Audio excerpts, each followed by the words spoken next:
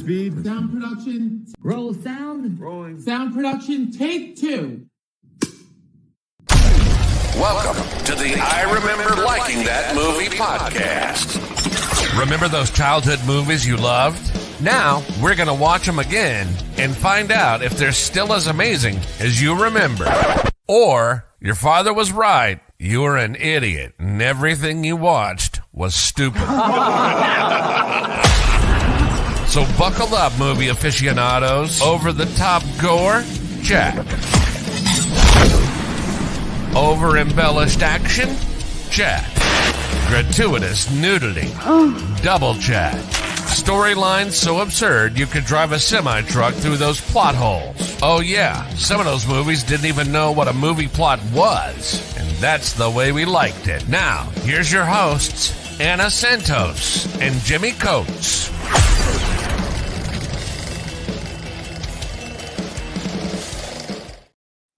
Roll 'em in action. Happy New Year. Happy New Year. Well, almost. Close enough. When the podcast comes out, it'll be New Year's Eve. Mm-hmm. Yeah. So how was your Christmas? Christmas was good. It was quiet, as it usually is. Ate lots of good food. Opened some presents. I have a scratch ticket that I got that I still haven't scratched. Ooh. I know, right?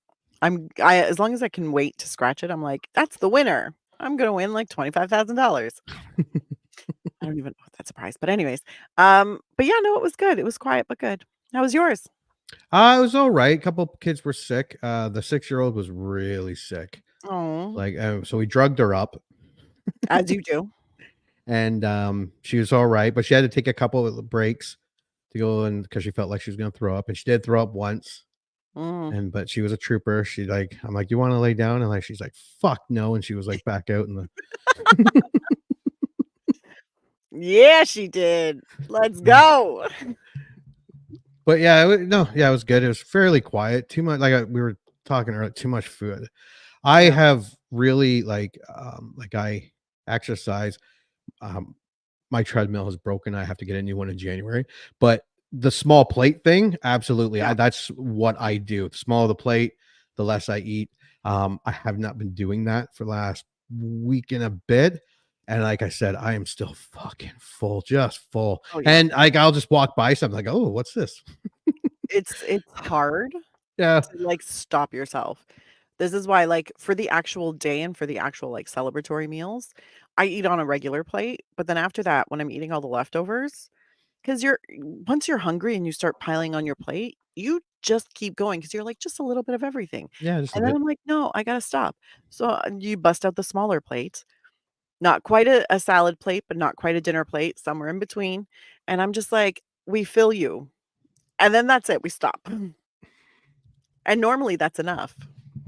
It's still kind of boring though, because then you walk by and you're like, oh, but dessert. Yeah. And there's dessert and snacks. All the pastry. I am not impressed with any actor that gains weight for a role. No. Effortless. You know what? I have effortless. When Renee Zellweger was talking about how she had to gain all of that weight to play Bridget Jones for Bridget Jones's Diary. And she's like, oh my God, I ate so much. I think she was talking about eating, was it 6 or a dozen donuts a day or something? And I'm looking at her like, there's other ways to gain weight. Right? Yeah, some pasta. But sometimes when they have to gain it really fast, they're just shoving high calorie food in there. They don't really care about nutrition.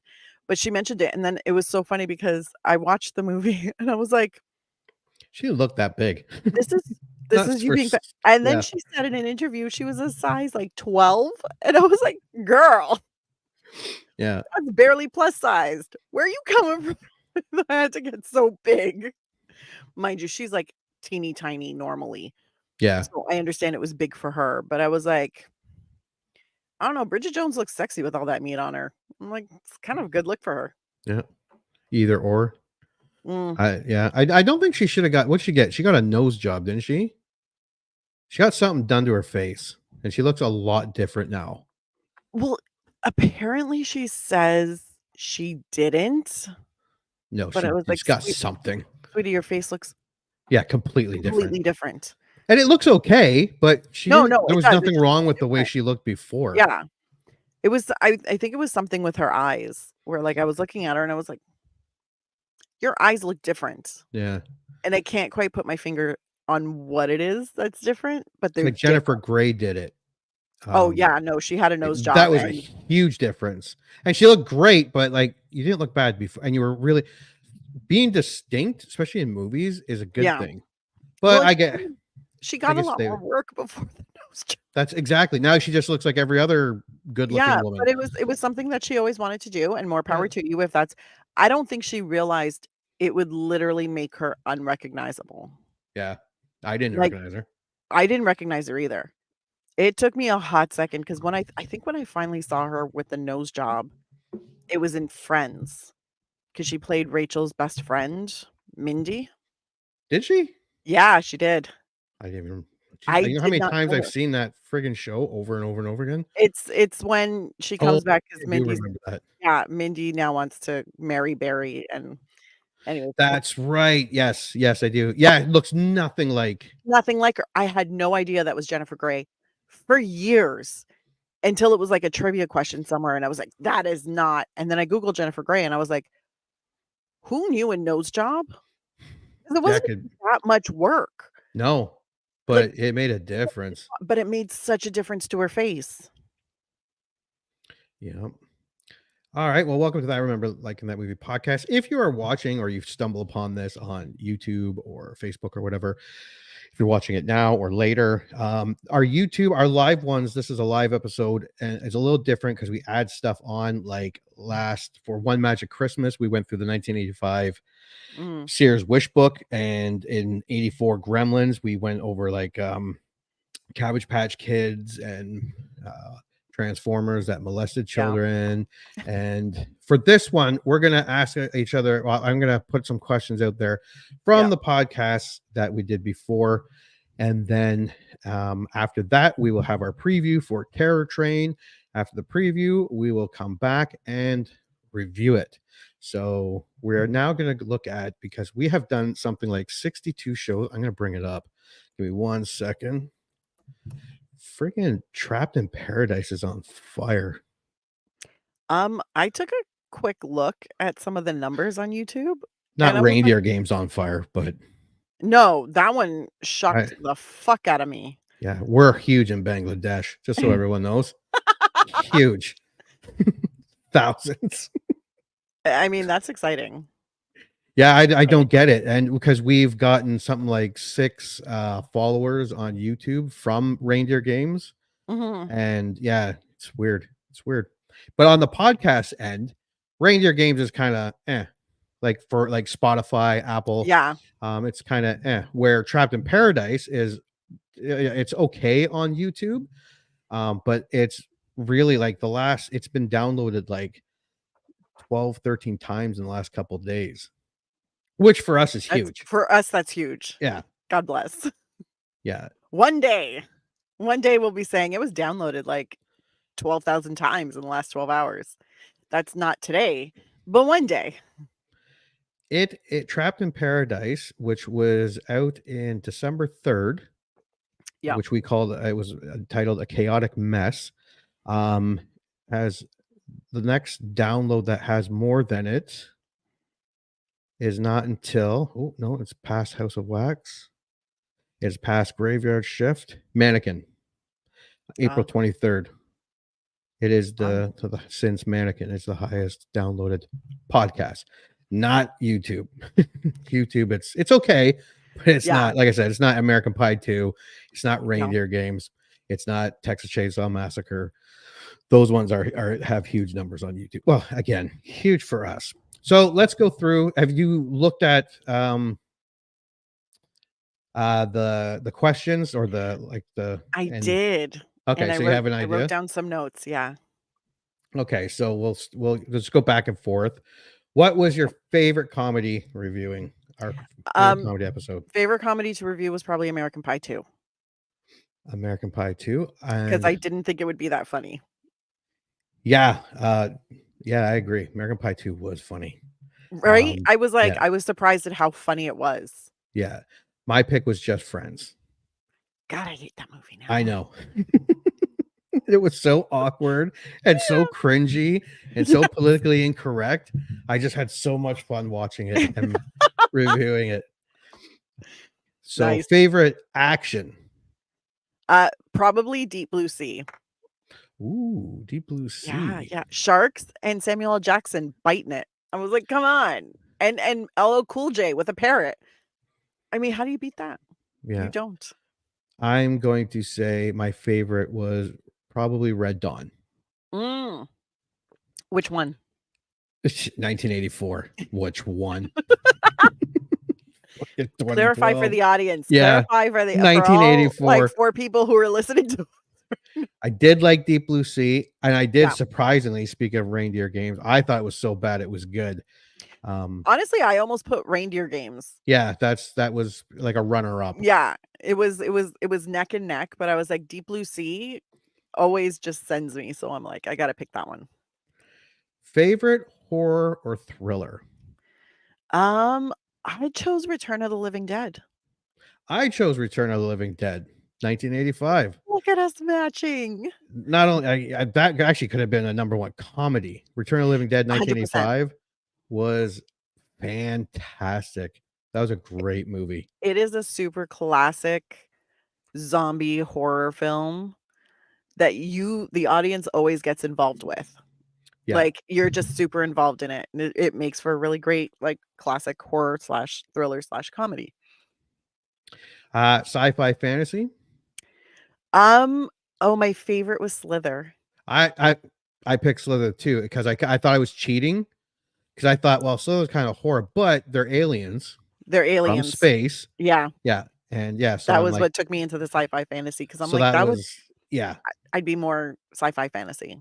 yeah. Slither was awesome, just Mhm. awesome. Favorite family. My favorite Miracle on 34th Street, and then for older family, Mystery Alaska. Mystery Alaska was Yeah, good. because Mystery Alaska was really good. Definitely a family movie, but if you have teenagers, Yep.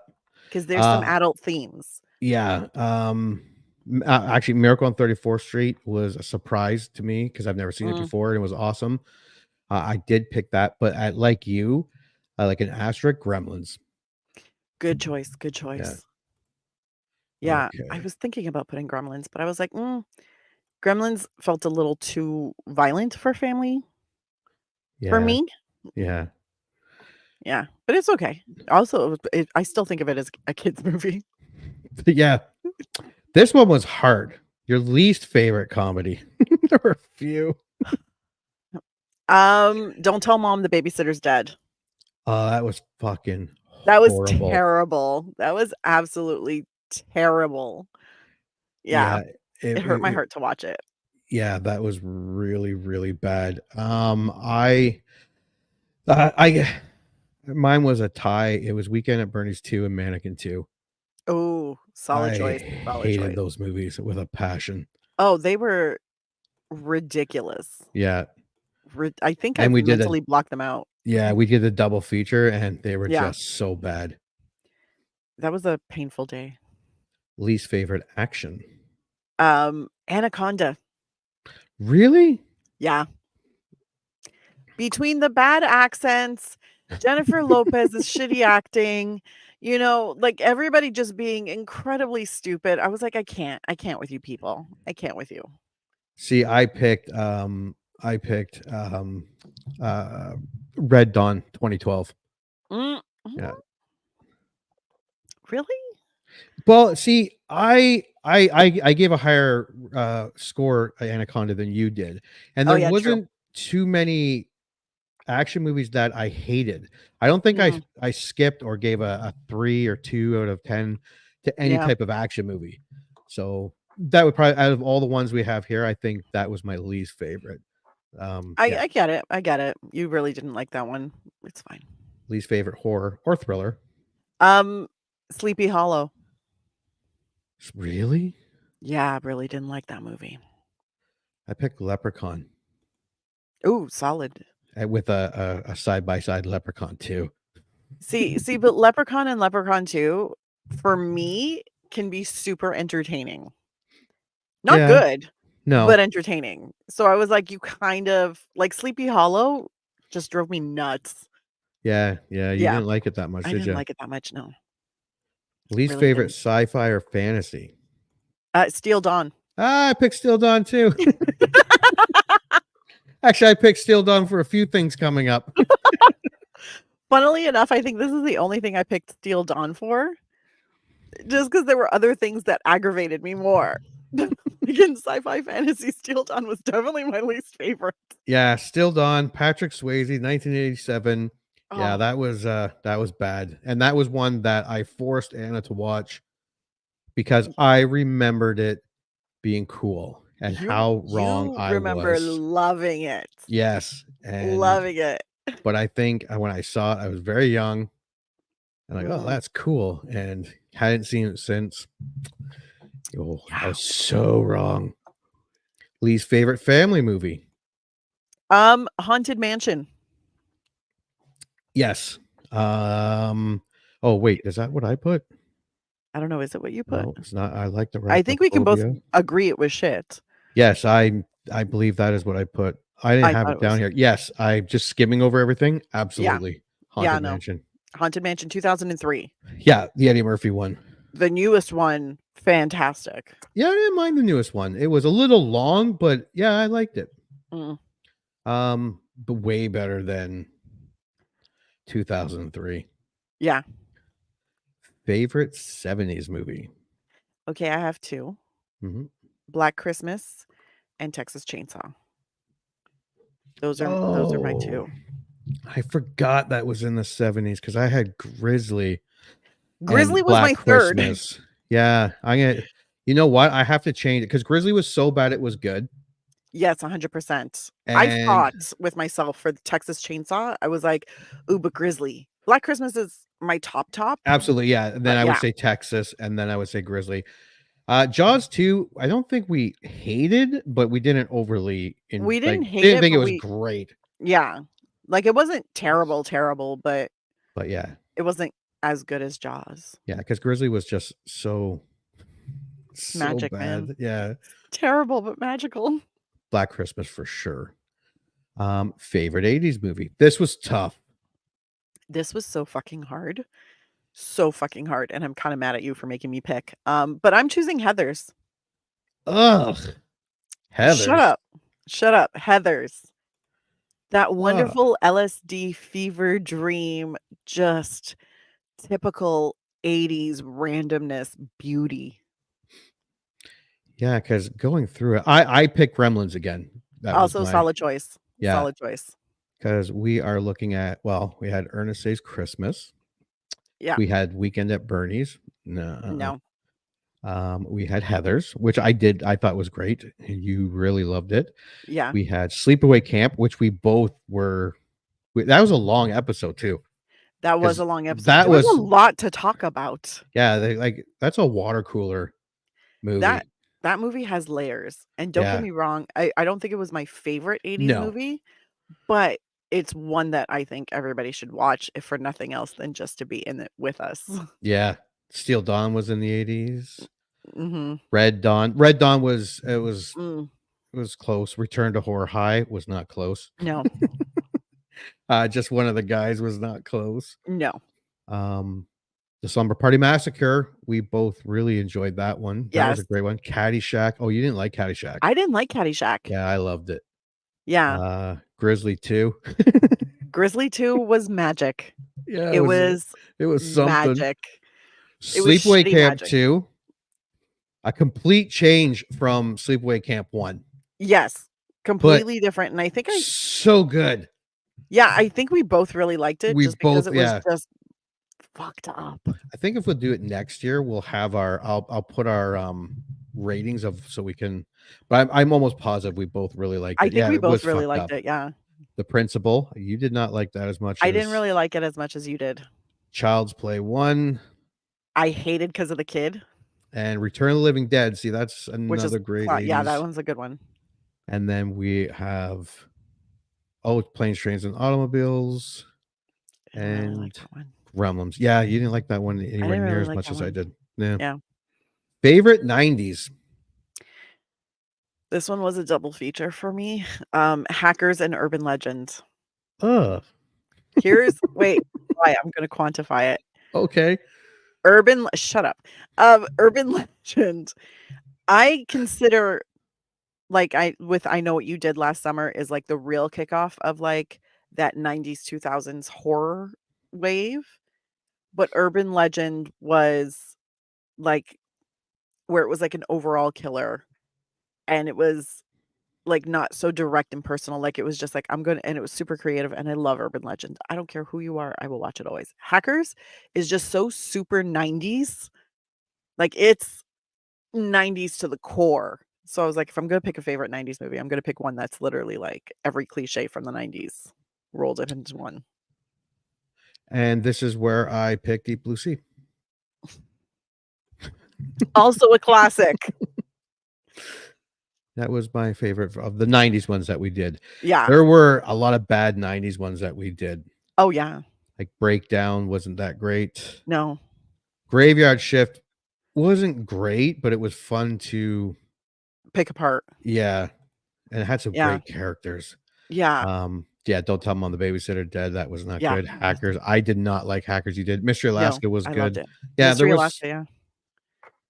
All right, favorite 2000s. Slither. Oh, One, there was Slither. entirely too much to pick from. Yeah. And Slither is a movie that I have definitely watched more in my personal life than with the other movies from the 2000s that we watched for this. So I was like, I keep going back to it. That one's going to be my favorite. It's hard to pick though. Yeah, it is. I picked Role Models. Oh, see, I wasn't that crazy about Role Models. Yeah, I liked it. I think I liked it, but not as much as you did. No. Yeah. Favorite 2010s. This is a short list, I think. It was a Is very it? short list, but I still ended up with a double feature. I chose Child's Play 2019. Mm. And then I also chose Black Christmas, the newest one. Black Christmas, the newest one. Oh, right. Yes. Okay. Yep. Yeah. It was part of our Black Christmas triple feature. So those were the ones that I picked. And mine was a double feature too, and mine was the new Chuckies. Nice.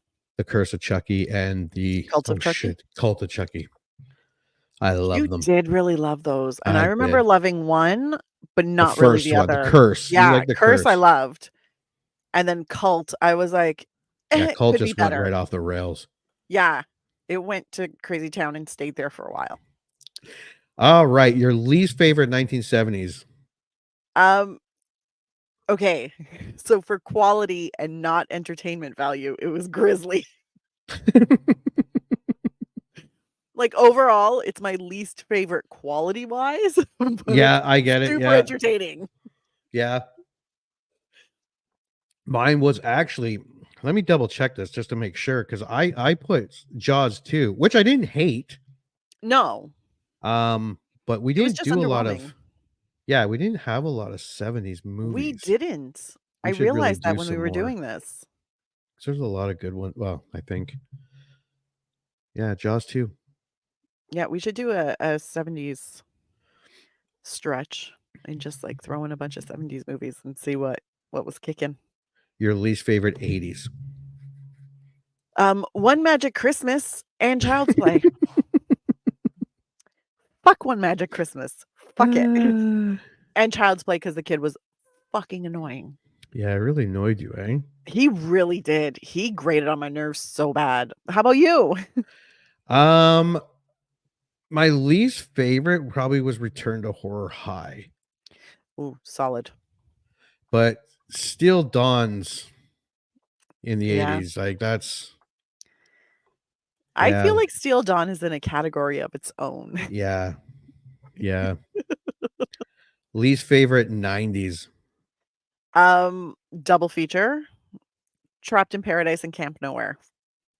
Oh yeah. I Yeah. forgot about Trapped in Paradise because it was quite recently. Yeah.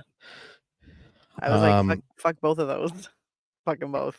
I picked Camp Nowhere. Solid I choice. would actually agree. Yeah. Trapped in Paradise was It was so such a fucking bad. hot mess. Such a fucking hot mess. Ah. Least favorite 2000s?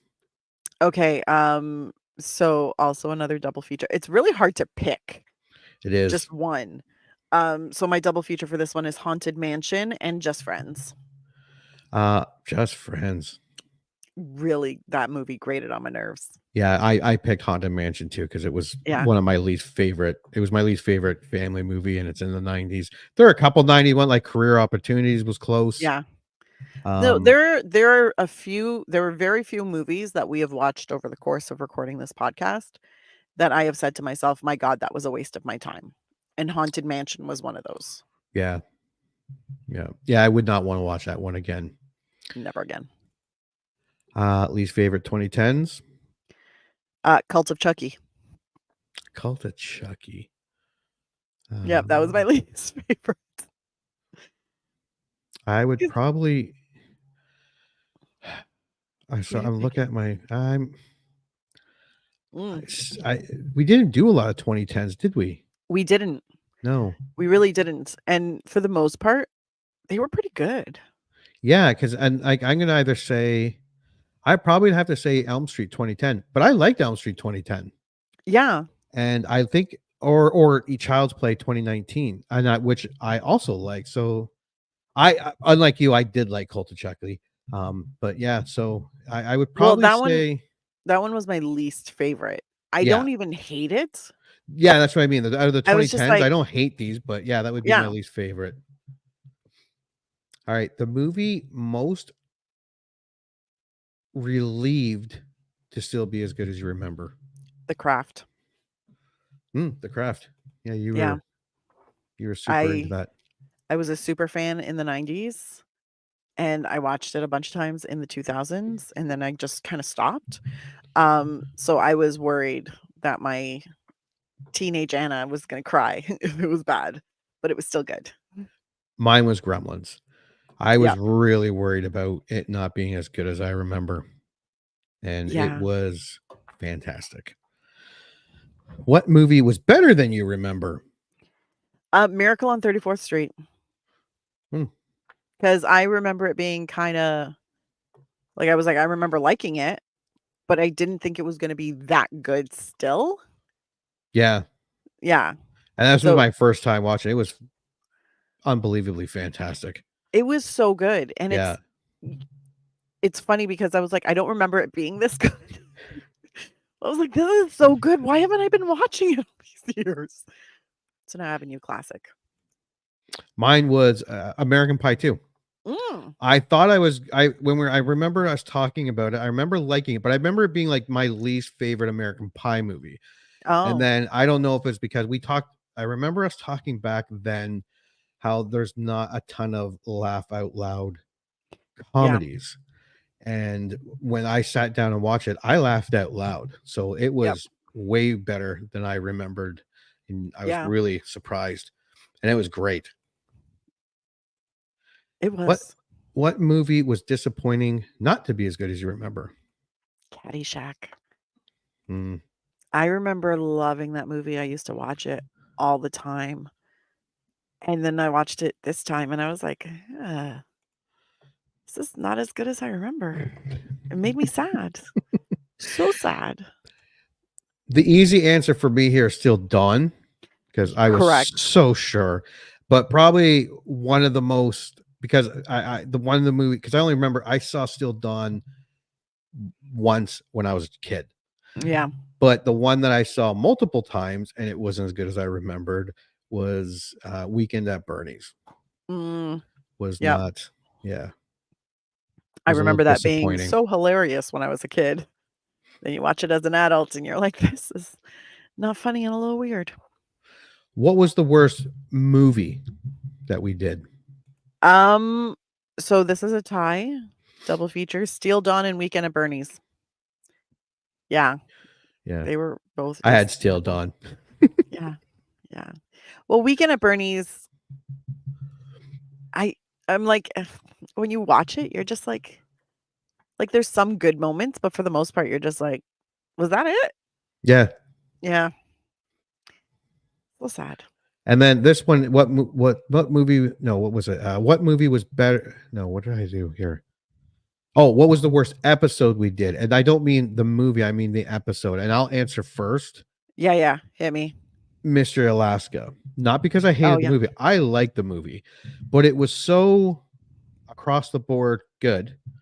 Yeah. There was nothing really to complain about. There was nothing overly to rage about. It was just the episode. It was hard to make fun of anything. It was Yeah. hard to like cheer about anything because it was a decent movie. It was right across the board. It was a really good movie, great Yeah. family film.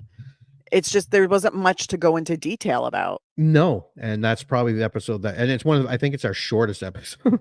It is our shortest episode. Yeah. I think it's like 50 minutes. Yeah. You can tell the more like layered or complex or complicated or just fucked up the movie is, the longer we talk. Yeah. Because we're like, okay, but can we talk about this? Because I don't want to live alone with this thought in my head. Mystery Alaska had none of those thoughts. No. But will I watch it again when I need a little hug? Yes. Yes, Yeah. I will. Yeah. Such a good movie. Do you have a different movie episode? Well, it's funny because the episode I picked was Weekend at Bernie's and Mannequin.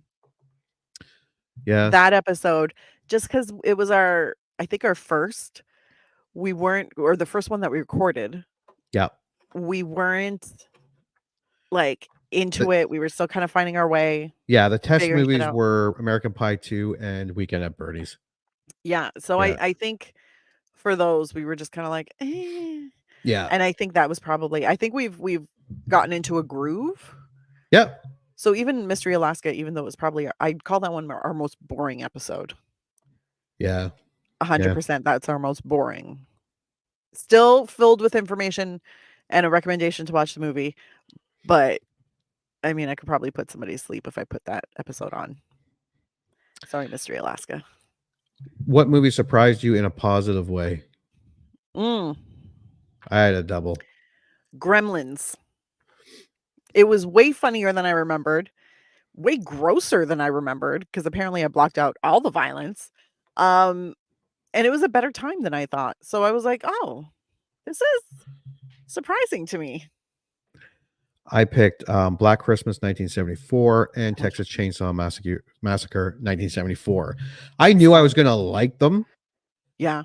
I did not think I was going to like them as much as I did. And I did not think I was going to be creeped out. Those two movies right there creeped me out watching. Oh, yeah. Like, even to think about it is still creepy. That guy in the killer in Black Christmas. Yeah. Those scenes in Texas Chainsaw Massacre. Yeah. So that was definitely surprised me in a positive way. Yeah. What movie surprised you in a negative way? Let me flip my page. Okay, so I've got two. Camp Nowhere. Because I was expecting at least a good, fun, like kids movie, great premise, and then I was like, this is terrible, and there's fat shaming in it, and there's like these weird like gender role bullshit, and I was like, what the fuck? It was a hot mess. Anyways, and Planes, Trains, and Automobiles. Because I remember loving that movie when I was younger, and then I watched it, and I was like, did I just laugh because everybody else in the room was laughing? Because I'm not laughing now. And that kind of hurt my heart a little bit because it's John Candy and Steve Martin, and they're like so good as comedians, but I was like, it fell flat for me. That hurt my heart. Yeah. See, I love that movie. Mine was Steel Dawn. I was so fucking positive. So positive that I had this gem of a movie that everyone forgot about with Patrick Swayze and his wife. And there were a lot of like actors in that movie. I don't want to say a lot of good actors, but there were actors in that movie. And people who had very big careers. Yeah. Apocalyptic. Desert. Yep. Futuristic machines. And Patrick Swayze fucked me.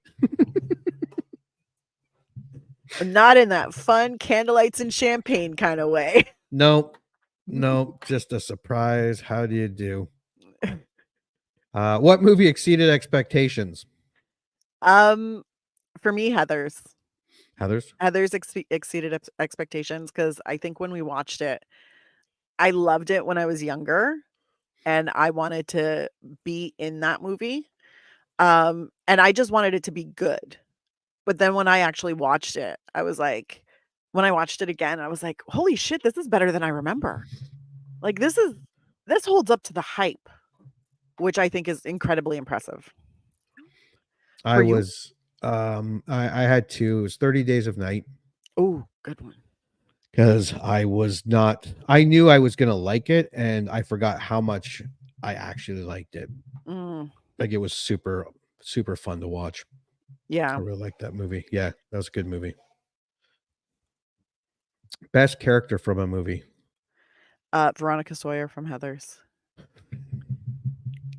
The character development of her just wanting to, like, be cool, be in the group, and then rebelling, and then blowing shit up and lighting a cigarette.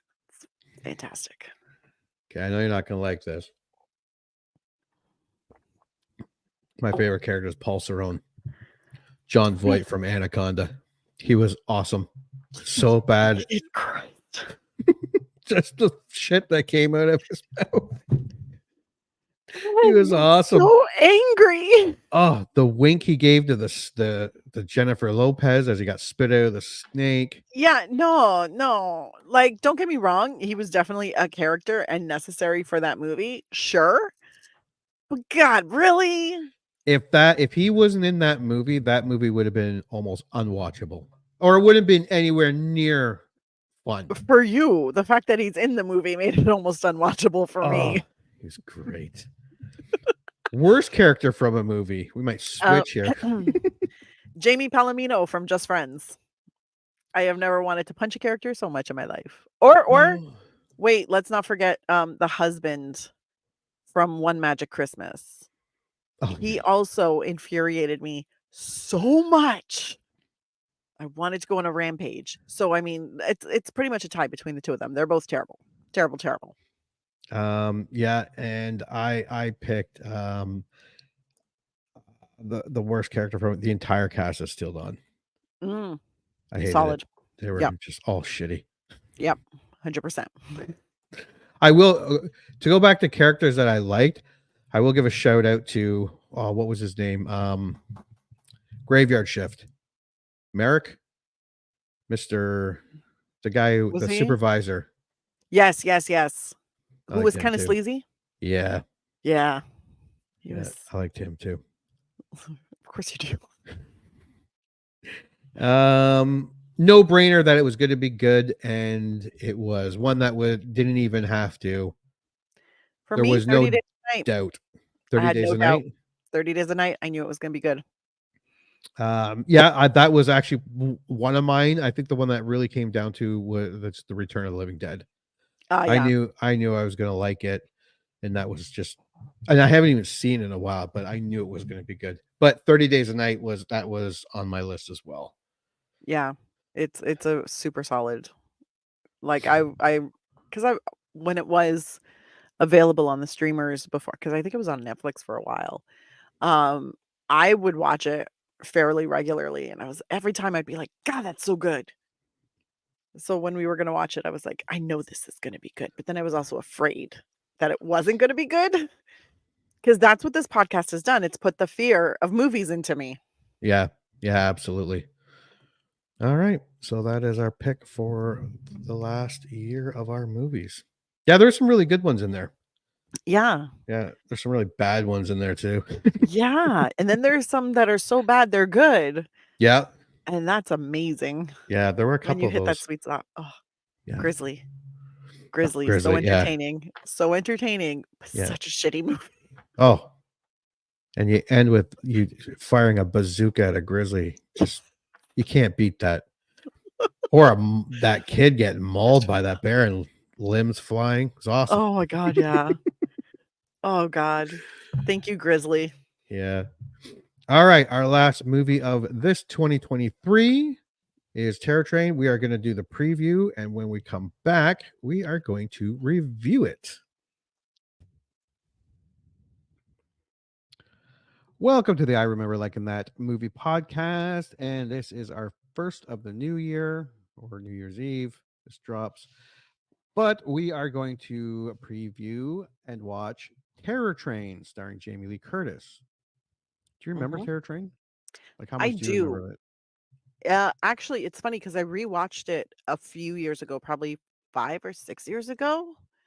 Um, Maybe a little more, but not more than 10 years ago. I know that for sure.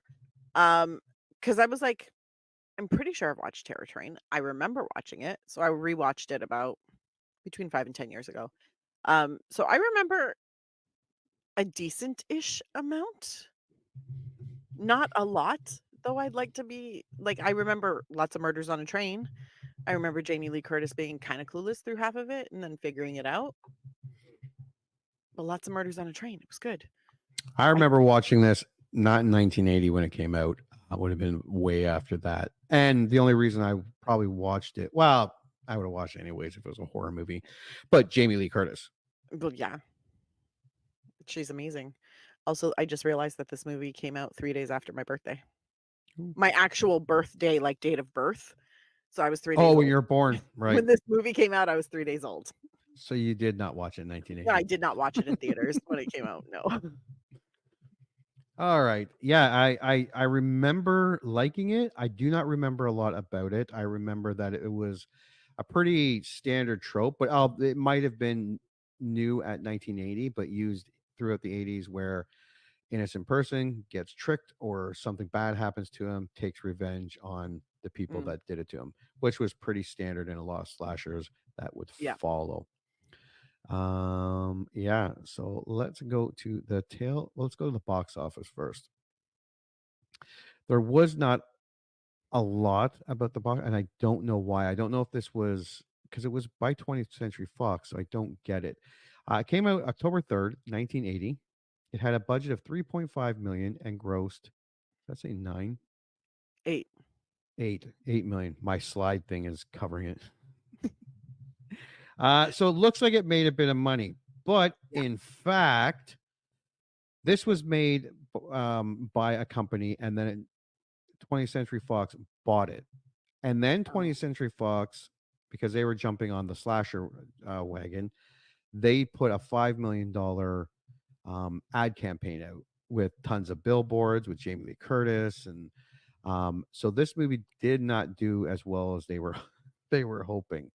They might have lost money. I'm sure they regained it in yeah. videos and And um, videos and streaming rights and things like that. I'm sure yeah. they've recouped their money by today, and then some. All right, so let's go to the tail tape of this movie. Terror Train was released in 1980. It is a horror. It is rated R and comes in at 1 hour and 37 minutes. There's the DVD cover. Tagline: experience the most terrifying ride of your life on the Terror Train.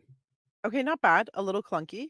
Yeah, maybe Not they should bad. have left on the Terror Train off. Just experience the most terrifying ride of your life. Yeah, Yeah. that would have been better. The boys and girls of Sigma Pi, some will live, some will die. That one's great. That one's actually really good. Don't waste money on a return fare. You won't be coming back. Eh, A nightmare journey to hell. All aboard if you dare. That's actually not bad. Although, if you take off the nightmare journey to hell and just all aboard if you dare, That would have been better. that would have been better. And this is 1980. I think Yeah, catching at the right time. They were pretty new at it. I guess. But yeah, it just a little less is more. Terror wears many disguises, all of them deadly. Eh, I see where they were going with yeah, it, but it wasn't quite there. no, and that's it. No, there are a couple of good taglines. Yeah. Yeah, no, it wasn't terrible. Synopsis. During a hazing, a fraternity of pre-med students has a particular sinister prank in store for one of their more timid pledges, Derek McKinnon. With help of co-ed, Alana Maxwell, Jamie Lee Curtis, they pull off the prank so well that the pledge needs to be institutionalized as a result. What the fuck did they do to this guy? After several years pass and people forget the incident, Those involved with the prank are ready to celebrate their graduation by having a costume party on a train, but they haven't escaped their past yet. Yeah, hazing and initiation, especially in the Greek system, rough. Yeah. So, like, it's getting better now. Actually, like high school hazing Oh, in the 80s and 90s were pretty. 80s, 90s, and I'd even say early 2000s, like, schools It were filled got with a bunch of better, but assholes. it was still. I remember when I went to high school, it was still pretty. It wasn't as bad as some of the stories I heard from a few years ago. Yeah, we didn't really have that in my school. Mind you, I had a weird school because I remember a lot of people were like, "Oh, who were the cliques?" And I was like, "Well, everybody kinda hung out with their friend group, but in the cafeteria, you just kinda go around to tables." Like, it wasn't Yeah. so harsh at my school, I'd like to clarify. Yeah, Although you were I'm at an sure we old still girl had a bunch of Catholic school, cliques. weren't you? I was at an all-girls Catholic school, yeah. Yeah. And I wasn't exactly a popular girl, but I wasn't, like, one of the unpopular girls either. I was just kinda mid, Hmm. and I was happy there. And here is the poster. Terror Train. That conductor is terrifying. Well, there was two posters. The first poster, because they, like I said, they put a $5 million thing out. The first poster had the conductor just on the poster, and Mm, then they did a second poster with the train and the. I guess it broke down. There's a fire there where all the kids are out, and that's where it says the boys and girls of Sigma Pi. Some will live, some will die. It's not a I bad see. poster. Like No. again, you sold me at slasher movie. Yeah. Like it's not hard. I was like, "Wait, they're stuck on a train?" That's also one of my favorite, mystery tropes is, like, the isolated, no access to the outside. You can't call for help because help can't make it to you. It's one Oh, of my favorite kind of horror movies, horror books, mystery books, thrillers. Like, I love the isolation. and the train's cool too. I love Oh, like yeah. the new Murder on the Orient Express Mhm. by Kevin Braun. Oh fuck, what's his name? That Brana? dude. Yeah. Branna? Uh actually the third one out is out now on Disney Plus. I think I I gotta wanna watch watch that. it. Yeah. The Haunting in Venice? That's it. Yeah, Yep. but I love Agatha Christie. She's one of my favorite authors, They're and it was good. funny. They're My good books sister and they make good movies. my sister watched Murder on the Orient Express, and then she started to tell me what the story was, and I was like, "No, no, no, I know what the plot is." And she It's was one of like, the "Oh, most you" famous books in the she world. was like, "Oh, you do?" And I was like, "Yeah, I read the book." Yeah. And she was like, "Oh, there's a book?" And I was like, "Oh, yeah, Yeah. there's a book." And I read it, and it was really good. So, yes, I wanna watch the movie. Anyways, All right. Rotten Tomatoes and IMDb. let's do this. 16 critics have this movie coming in at 44%. Yeah. 5,000 plus audience viewers have it at 38%. One of those rare horror movies where the audience dislikes it more than the critics. Yeah. Surprising, but not. We'll start with the fresh, and you may go first. Oh, thank you. Really darn great by slasher standards, and even kind of pretty good by the standards of decent, functional, God fearing modes of cinema. Tim Brayton, Antagony and Ecstasy, original score 7 out of 10.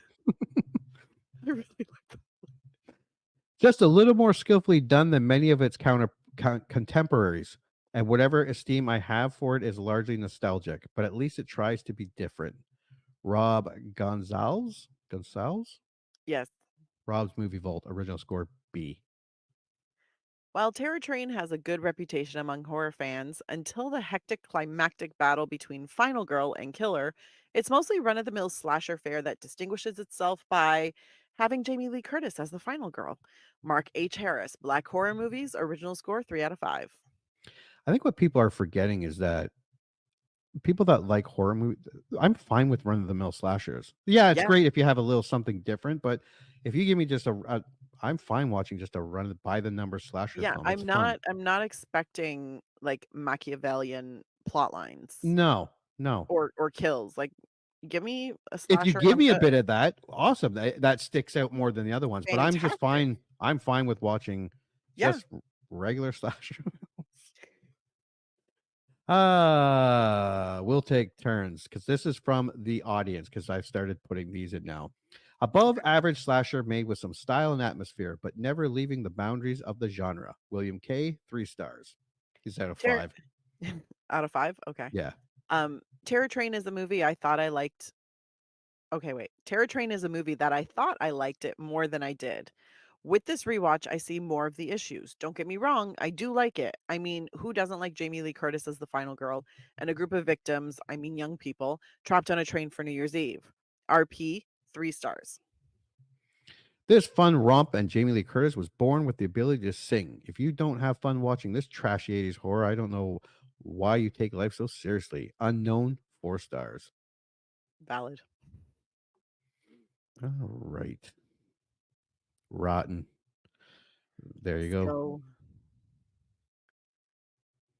go. Oh, a run-of-the-mill slasher film whose central gimmick is setting its action on a train. Nick Shager, Lessons of Darkness, original score C. Terror Train is at best workmanlike in its matter of fact killings and downright silly and nonsensical in the way the mystery and the fake outs are handled. Charles Webb, MTV.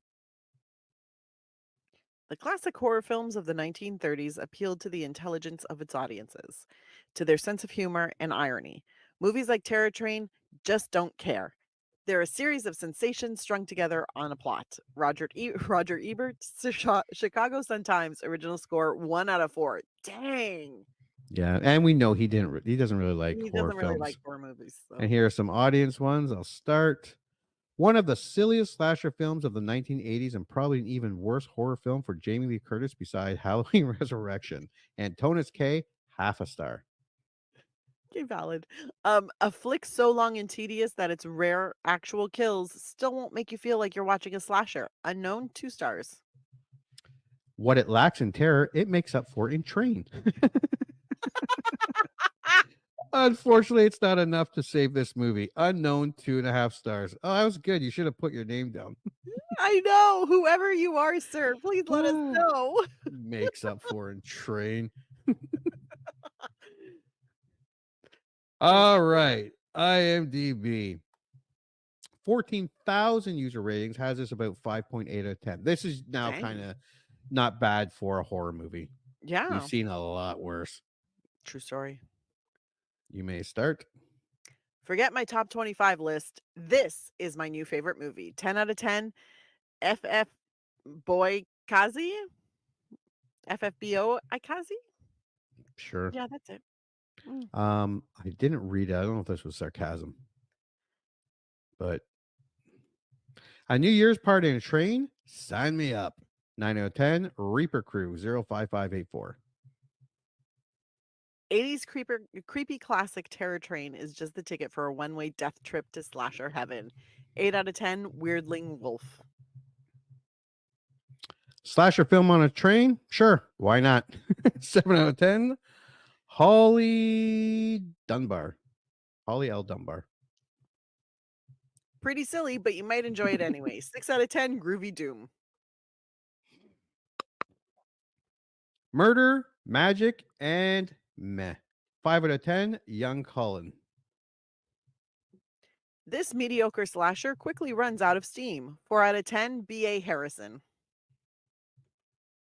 If it weren't for JLC, Jamie Lee Curtis, nobody would remember this movie. 3 out of 10. Metal Geek. It doesn't know what it wants to be. 2 out of 10. Smadisha? Sure. Smadisia? Terror Train. Even the bumps are uneven. 1 out of 10. Edwa Green.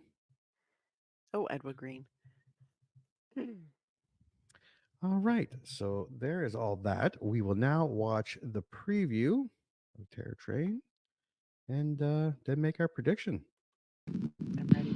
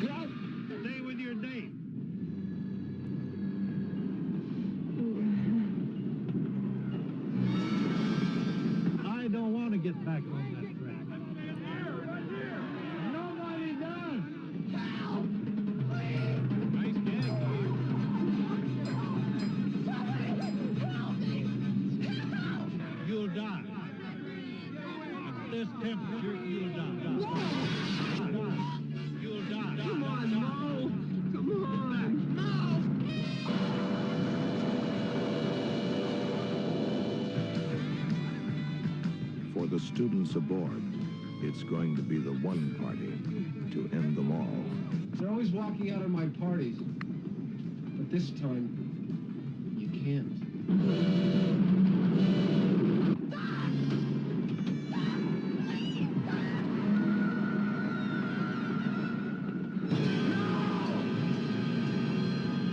Magic.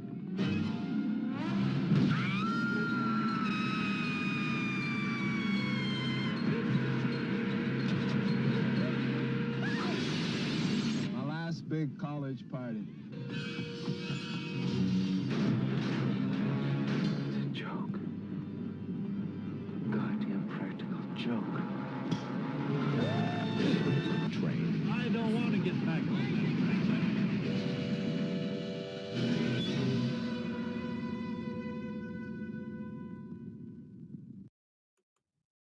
And this is why I don't like practical jokes. Because then you're going to Yeah. end up on a train with a serial killer. Do you see what happens? All right. What's your prediction? I think I'm going to like it, but it's going to be cheesy as hell. Yeah, it wasn't the greatest trailer, but again, it's a slasher. Jamie Lee Curtis should be. Yeah. I think I'm gonna enjoy it for what it is. Oh, I yeah. I'm hope. not expecting brilliance, No. but like a nice steady slasher. Yeah. I think it'll fit the bill. Yeah, just give me a regular slasher. It's fine. Yep. All right. Well, we are gonna go watch Terror Train, and when we come back, we are going to review it. Let's all go to the lobby. Let's all go to the lobby. Let's all go to the lobby to get ourselves a treat. Delicious things to eat. The popcorn can't be beat. The sparkling drinks are just dandy. The chocolate bars and the candy. So let's all go to the lobby to get ourselves a treat. Let's all go to the lobby to get ourselves a treat. And now, on with the show.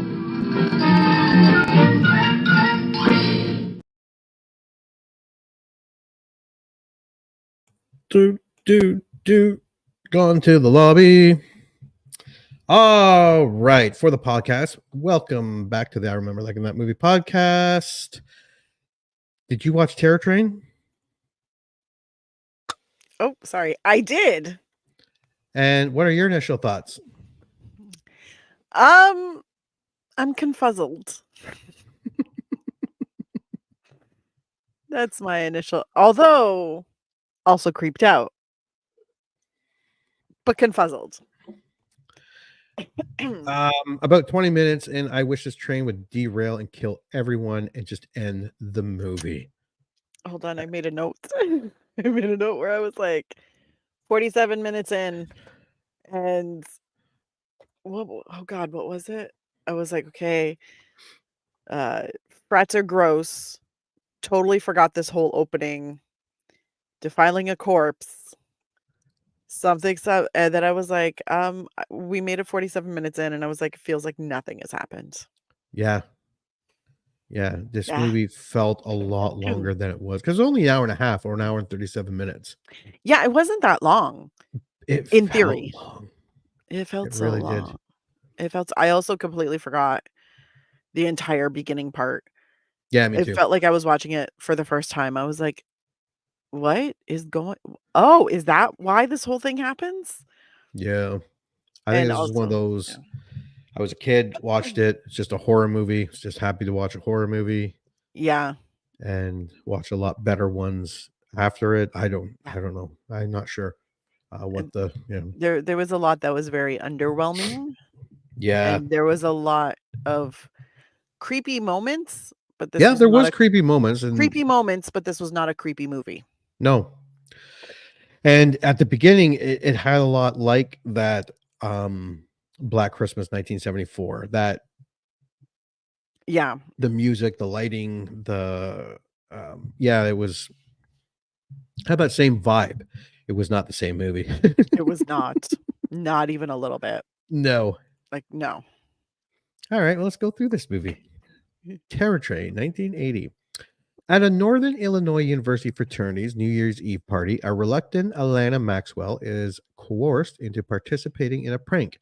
She lures the shy and awkward pledge, Kenny Hampson, into a room on the promise of sexual liaison, where the medical students have placed a woman's corpse, stolen from the medical school, in bed. Kenny is traumatized by the prank and sent to a psychiatric hospital. That's right. Putting a dead body in a bed and tricking a guy to having sex with it was a prank. That's a Some little hardcore simplified, shit. right? Because Yeah. it's not just a corpse. It's a corpse with its limbs cut off Yeah. and cutting into the like the body has been cut into the torso. Like this is not, and it's an older woman on top of that. So this is not just like they've taken a corpse and put it down. No, they've taken the various body parts Yeah. and sort of reconstructed this. Like it's, I was like, ew. And Jamie Lee Curtis was behind a curtain or something like that, like Yeah. saying, "Come closer, come kiss me." Da, da, da. Yeah.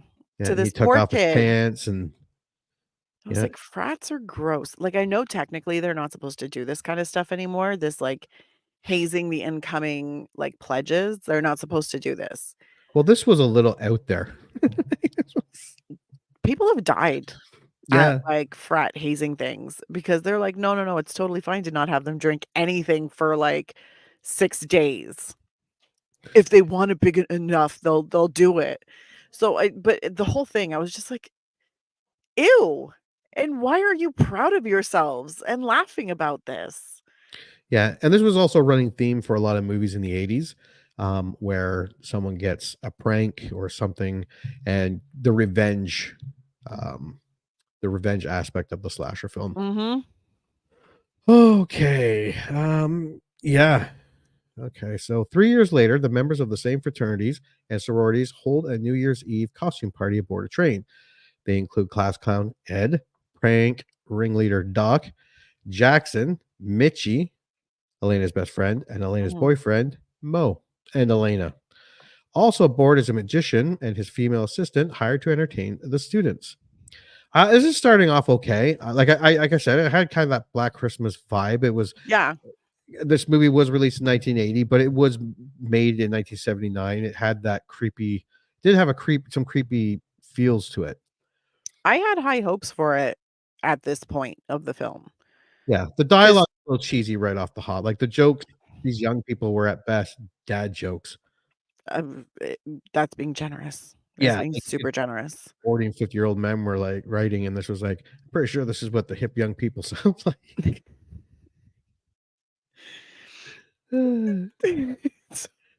Old dudes back in the 70s. My kids say that this is funny. Yeah. Ed is murdered prior to boarding, and the killer dons Ed's Groucho Marx mask, allowing him to board unnoticed. So Ed gets stabbed, wanders around to everyone. Did we see the stabbing? No. No. I rewound it a couple times, and I'm like, am I just missing it? There were a couple things that I'm like, what the hell? What happened? Yeah, but all of a sudden he's like holding a sword and stabbed. Yeah.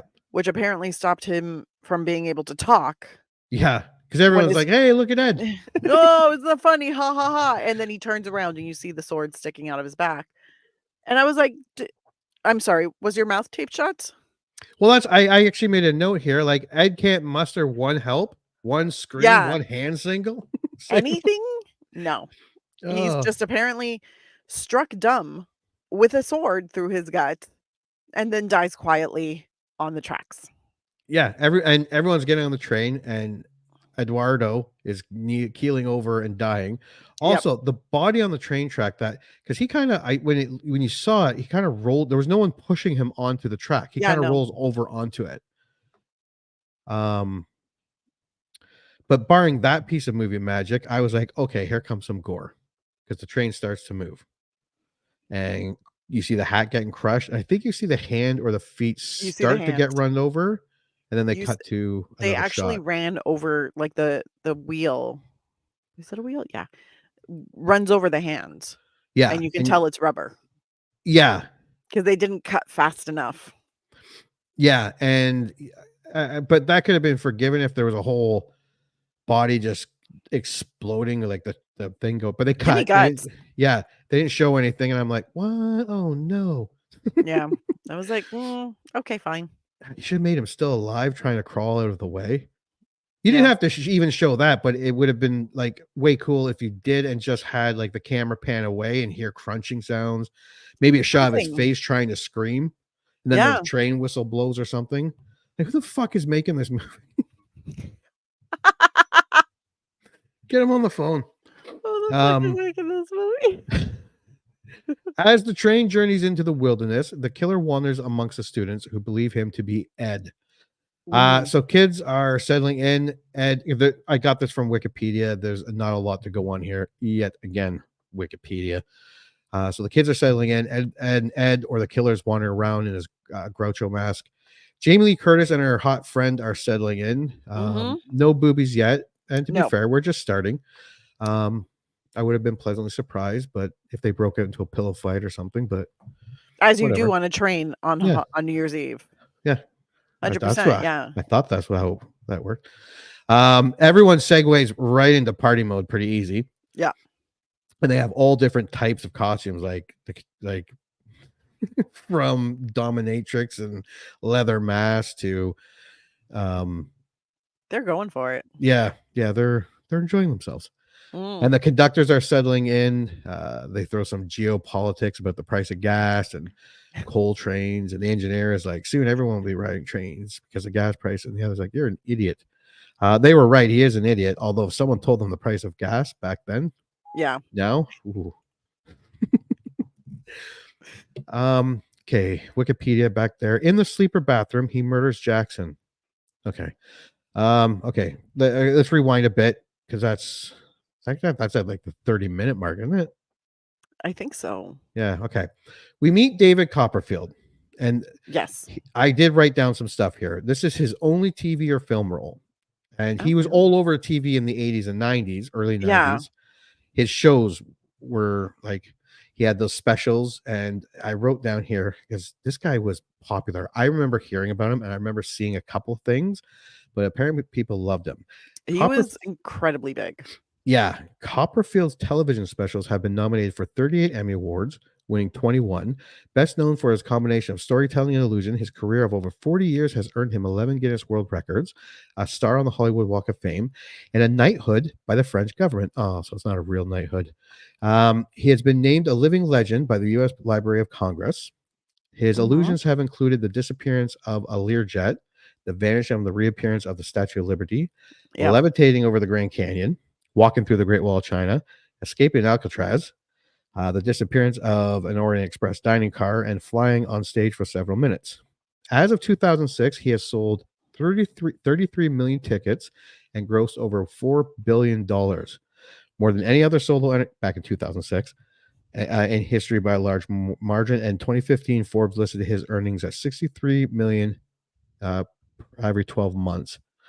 When not performing, he manages his chain of 11 resort islands in the Bahamas. Oh, I didn't know that about him. Yeah. And also, for some added trivia, I did find out he was careful in what tricks he used because of the small sets. He didn't want to give away any of his secrets. So every illusion he did was an actual one of his illusions, and the cast and the extras had no idea what it was going to be. Oh, fantastic. I like that. Yeah, and his tricks might have been the highlight of this movie. They really were. They really, really were. Train conductor Thorne, who played Mr. Mason in Red Dawn. Yeah, found that out. Along with a shitload of other movies. Trivia not pertaining to this actual movie, but this episode. While I was looking up the actors who played Mo and Doc, I mistakenly thought Ben Johnson, who plays the conductor, was the actor played by Doc. And I was looking at the picture going, Jesus Christ, this guy fucking aged horribly. So the guy who played Doc, I apologize. Hart Bachner. Yes. Who apparently is, I don't want to say a Nepo baby, but kind of, because his father, Lloyd Bachner, I think it was. Sounds like a good name. I saw a picture of him, all Canadian, born in Toronto. both what's his nuts? Hart Bachner and also his father and his mother, who apparently was also a classically trained pianist. Um, but Lloyd Bachner, I saw his picture when I was looking up Hart Bachner, and I was like, "You look so familiar. Where do I know you from?" He was on Dynasty. That's where I remembered him from, and I was like, "Ah, shit." He was also a very good-looking man, just like his son. But also, I think we've all seen Timothy Weber, who plays Mo. We've Yes. seen him in everything. Yeah, he's been in quite a bit. He's quite the Canadian mainstay. And I love him for that. Thank you, sir. And then train conductor Karn finds Jackson's body still wearing his lizard costume. Okay, so we know that the killer is Kenny. Kenny is the shy and a little on the smaller side. But we don't know for sure that the killer is Kenny. No, we don't know for sure, but There's even still a who is it? yeah, but Jackson is a much bigger man. Well, Yet yeah, when confronted, Jackson screams like a bitch. true. And Kenny just grabs him and slams in the mirror. And I'm looking, am I the only one not buying this? Well, no, And I gave it a moment because I was like, Jackson was shocked because Kenny takes off his mask. So then he sees who it is. But I was like, and then he slammed his head into the mirror and and a then just tossed goreless him around. murder, Yeah. which is a running theme in Yes. this movie, unfortunately. Yeah. They skipped it all. When Karn returns to the scene with Breakerman Charlie, Mm-hmm. the killer has hidden Jackson's body and is now posing in the lizard costume. Charlie and Karn believe him to be simply drunk. So he walked in, there's blood. Yep. He's like, he put his finger on his to check his pulse. He's like, oh no, he's dead. And he ran back and got the other guy. They came back and they opened up the door and his arm was moving and no blood, nothing like that. Where the fuck did he put the body? Like, this is the killer. So quickly. Yeah. This was a bathroom. Cleaned up the entire bathroom. Yeah. Moved the body. And I was like, where did it go? And the blood off the costume. Yeah.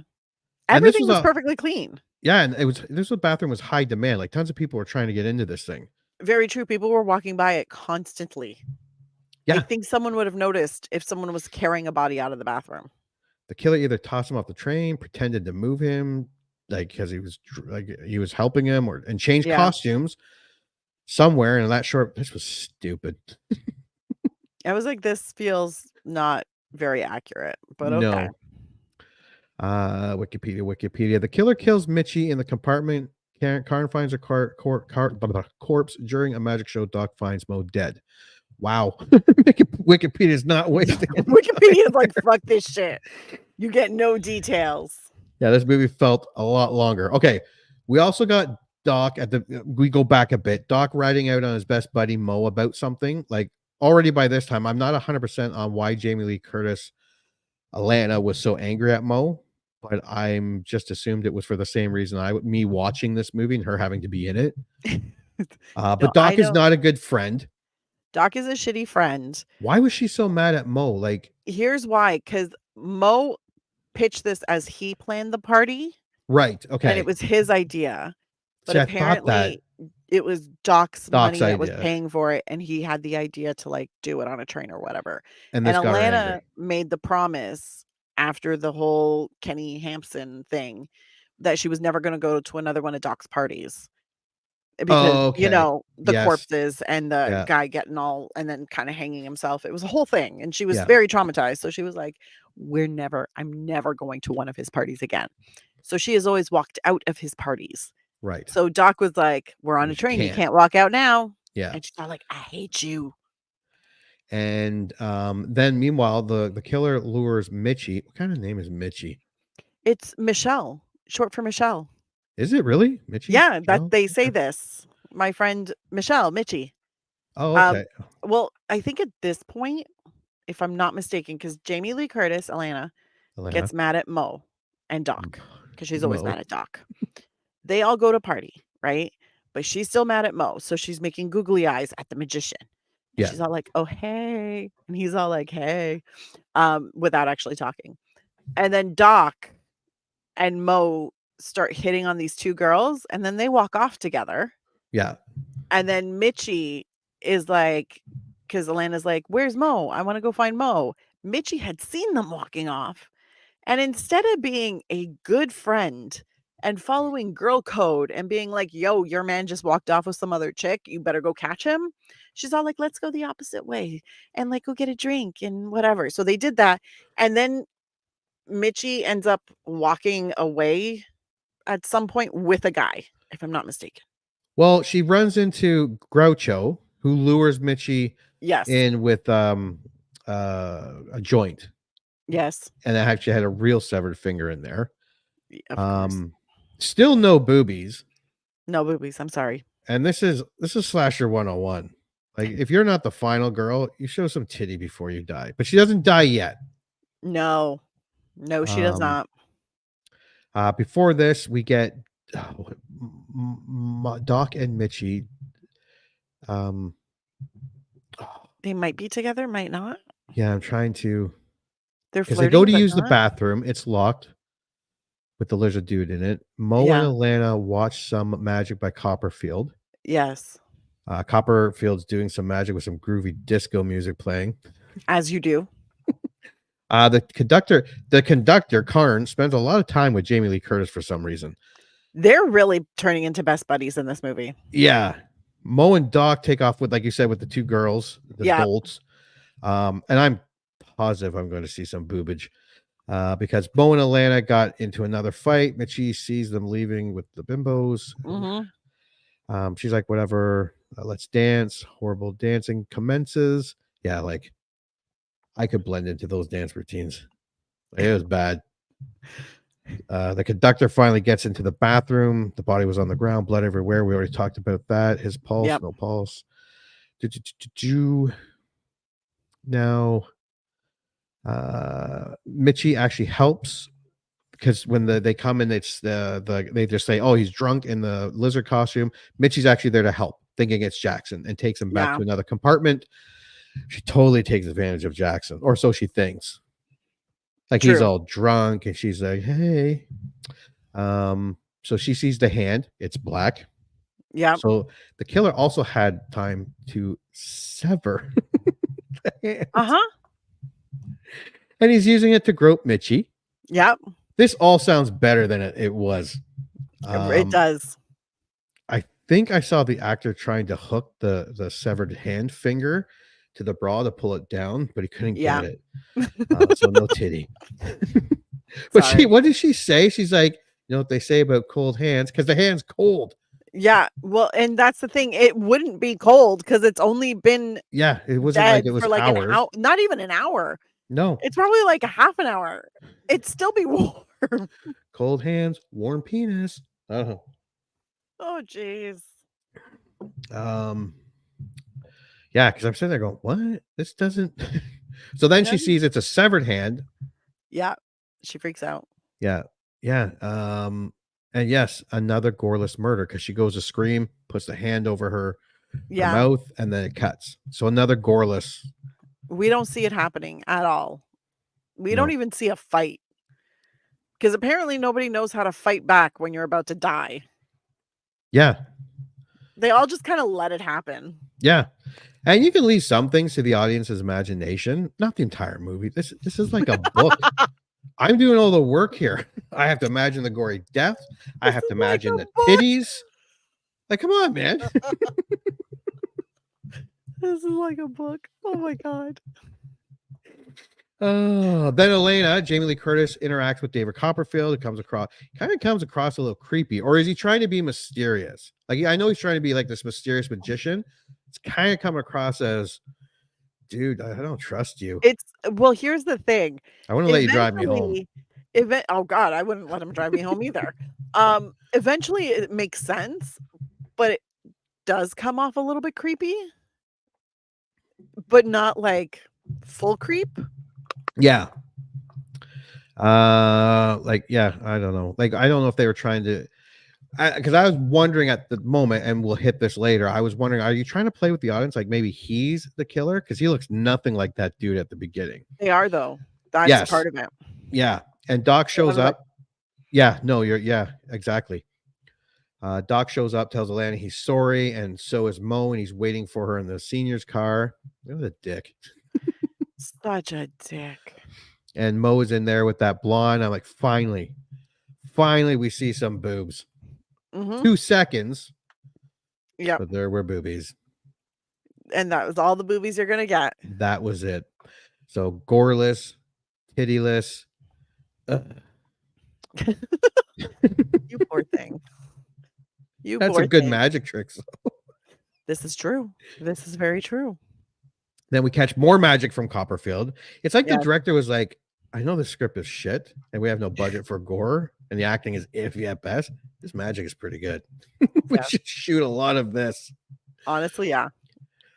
Like Grizzly 2 with the music festival, or George Lucas when he found the wipe effect. Karn discovers Mitchie. I'm surprised he just didn't think she was drunk. And then Elena comes by and he drags her through like 10 carts just to tell her that her friend is dead. Yes, and then tell her not to look, even though he brought her directly to where she is. Yeah, and then she stops at the car with her boyfriend Mo and is knocking at the door. Mo's like, put those titties away. You're gonna get me in trouble. Mo goes to yell at Doc for trying to set him up. That was this really irked me because I'm like, you just got set up by your friend. But first of all, you shouldn't have been in that sleeper car with the girl in the first place. But anyways, he manages to not be a total douchebag to his girlfriend by not looking at the titties. Then he goes to yell at Doc, but it's a whole, you're such a jerk. I can't believe you did that. And then it's over. Yeah. Then they're best friends watching magic. And then they're watching some more magic. I'm beginning Yep. to think David Copperfield was the financial backer of this film. He's like, I'll give you the money to do it, but I got to be in it for At least half 50, of it. Yeah, at least half of the movie. Doing magic. Mo is killed, and I either missed it or they didn't show it. And They didn't show it. Okay, because I picked up my remote, aimed it at the TV, and was like, meh. I put down the remote. I didn't rewind. I rewound it 3 times because I was like, I must have missed that because they're watching the magic. All of a sudden, his head is down while Doc is, pretending to snore because he's trying to be like, oh, I'm so cool. I'm so cool. This is so boring. Ugh. And I was like, how old are you? 4? Like, I really had a hate on for this magician. He really did. And I was like, why are you so why? And if you pay for everything, you fucking hired him. But that's the thing. He's like, I didn't hire a magician. And then Mo, earlier in the movie, he's like, I didn't hire a magician. And Mo's like, I have some great ideas too. And you're like, did you hire the magician? Like, what the fuck? But anyways, Doc is super pissy about the magician. I have a theory that Doc actually has a thing for Elena. And Elena does not have it, kind of hates Doc. Yeah. But because Elena's making googly eyes at the magician, Doc has an extra hate on for him. I was like, I'm trying to fill in the blanks because Lord knows the dialogue is not doing it.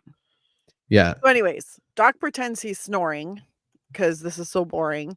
And then all you see is Mo's head down. Yeah. I rewound that part because I realized that must have been when he gets killed. I was like, you never see him. Like 1 second his head is up, the next it's down. And you're like, when? And there was nothing to explain it later on. I'm like, I either missed, but I didn't. I was going to rewind. I'm like, I don't know. It's okay. That's how disinterested I became this movie. So he was like, Mo, no, Mo. Picks him up like an alpha. He is. Yeah. And then begins to scream like a girl. Can we talk about this? Screamed so high pitched. Also, I was like, dude, what are you doing? He's supposed to be a doctor. Yeah. This man is supposed to be in charge of people's medical care. Yeah. And I'm like, he can't even do first aid? Can't even do first aid. Actually, everyone around him is in the medical profession, are they not? Like they're all from the majority same of the Well, it's funny because I think the fraternity is a medical student or a pre-med medical student fraternity. Yeah. So all of them should have medical training of some sort. at least basic first aid. Yeah, But this fool just picks up Mo and and like runs carries him through the train. And you're just like, I don't think screaming. you should do that. And all the alpha he had evaporated with every high-pitched scream. He gets to the cart with Karin, the conductor, and Elena. Mo puts him down, and like for being pre-med, he's doing a piss poor job. Elena's trying to help, but Karin is just holding her back like repeatedly. And I'm Yeah. sitting there I'm laughing in anger. Like, isn't she like a doctor, pre-doctor, or a nurse or something along that effect? Is she not? I don't think she is. However, Oh, she's okay. making a lot more sense Yeah. than this motherfucking doctor who is literally, he's like, it must be his heart. And she's like, he's bleeding. It's not his heart. And he's like, no, I don't know what's wrong. And she's like, he's bleeding. But I'm like, the conductor, dude, they're almost all med students. Let them fucking go and do their shit, although they're not All of doing a them. great job. No, they're not. And I made a note. I am grabbing the remote at this point and going, holy shit, there is 37 minutes to go. Fuck me. Correct. They put on the brakes. Wikipedia has none of this. The train Yeah. slams on the brakes. Kids go flying. The band goes flying. David As you- Copperfield goes flying, not to Yep. mention his swords. I don't think we saw that gem of a trick. Everyone is ordered off. The conductor orders the other conductors or whatever they're called. Yeah. Like there was a few of them. And he's like, find this guy. Not even thinking that the killer could just be wearing a costume and Xing with the kids. Everyone is cold. Then the smartest thing about this movie, I thought, they start going down a list of names of people, but they're not separating them. They're like, No. they're not saying, when I call your name, come over here. No. They're just like, yeah, okay. And that's not going to catch anybody. Fucking dolls. Also, the way that they're searching the train, Oh, they're literally just walking. yeah. They're not actually, and if they open up a door, they just look into the room and then Yeah. keep walking. There are closets, there are bathrooms. Yeah. They're not looking behind curtains in No, every they're- like sleeper. None No. of that. They're just They're walking. expecting the killer to be standing in the middle of the room going, you got me. Oh, fuck. Oh God, it was terrible. Yeah. Yeah, I fucking hate this. Elena is telling Doc that it is Kenny because of the prank, because they're outside now. Yeah. And I guess she convinces them because those two go, Doc and Elena go back in the train and lock themselves in a cart room. Well, I think he shoves her in there. Yeah, Like, but they're you don't see still him on the train. No, because they were outside freezing, talking. Oh, were they? So they went outside, and then they went back in. And I don't know if it was a continuity error where they're like, "Oh fuck!" The only conversation we have of them talking about Kenny is the outside one. Yeah. So now we have to use this one. Fucking movie. So, anyways, they go into that room. He starts locking it. Yeah. Oh, and this is nitpicking, but the poster had the kids starting a bonfire outside the train. Just never happened. I was a little pissy at this. False advertising. And then Elena's bitching, and then Doc's like, fine, get out, and because he's a dick, and pushes her out and locks the door. She sees someone coming down the train with an axe. Yeah. She's like, let me in, let me in. He's like, fuck that. And she runs, and it's just another conductor. But also I'd like to point out, because Elena's yelling while he's locking everything up, and she's like, we should be with everybody else. Yeah. We should be with everybody else. And he's like, no, one of them's a killer. One of them's a killer. And she's like, no. We should be with it, because when you're with a very large group of people, usually when someone tries to kill you, except if you're Mo, people will see this. Yeah. But anyways, so he does push her out eventually, but it's after he pushes her in, which fucking, like, this whole movie just confuses me.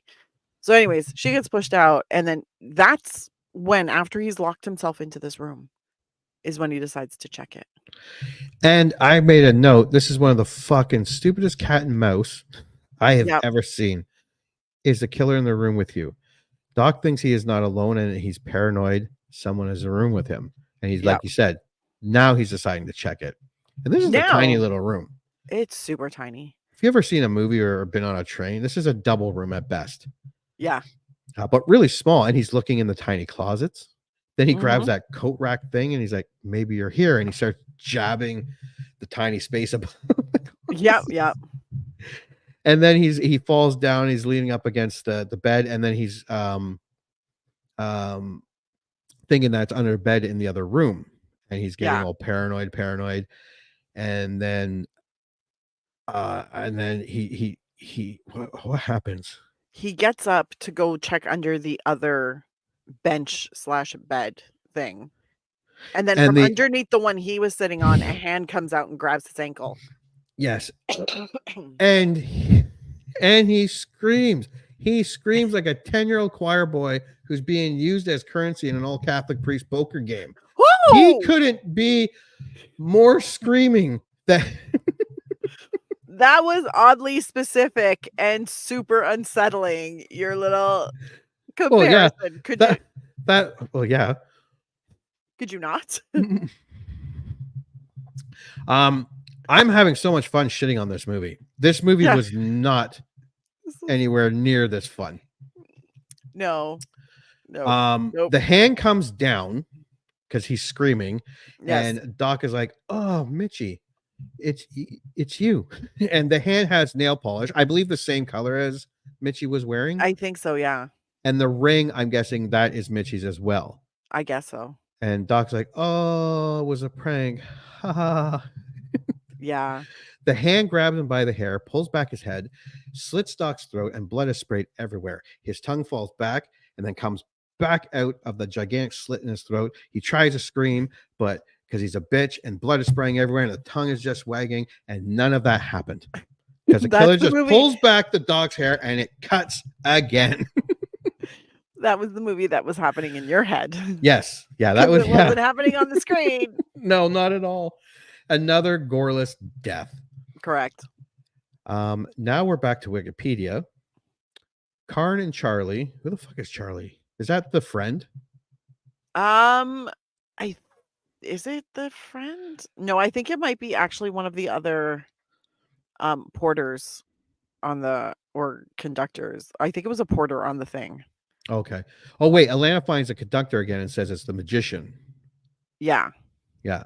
I'm trying to remember, but my movie immune system is already trying to block this movie from my memory. Karn and Charlie discover two of the crew members. This is Wikipedia dead.